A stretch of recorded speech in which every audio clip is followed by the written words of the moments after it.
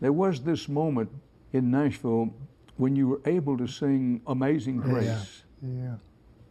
Tell me about that. Oh, good. That was Mr. Rather. That was at the Country Music Hall of Fame induction, and it was a song that, of course, had always been so special to him.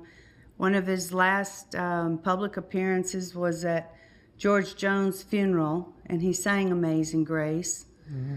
When we were in physical therapy and occupational and speech therapy, we went for 2.5 years after we finally got out of the hospital after 5.5 months. But that's where a little girl named Tracy, who had a music degree, she would come in on her lunch hour, bring her keyboard, and started teaching Randy melody and song again. And so she started teaching him Amazing Grace. And the words from his memory bank up in his brain, which was the unaffected side, the words all came back to him. It was just a matter of the aphasia and forming the words that was the challenge.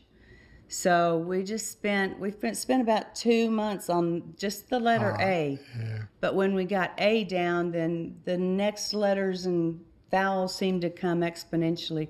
We spent probably 6 hours a day running through that song, trying to get through all 4 verses and learning the words. I asked him probably about 30 minutes before the induction started. I said, honey, do you feel comfortable doing it? Because after my speech, I was going to introduce him and give country music back the voice of Randy Travis if he felt good about it. And he looked at me and he said, yep. And so nobody knew we were going to do it. And I think when I put that microphone in his hand, he just became Randy Travis again. It was absolutely beautiful. So it took everybody by surprise in the place because nobody knew that he knew it or could do it. And it was the first time he had ever sang a note in public since the stroke. So that was 3 years prior.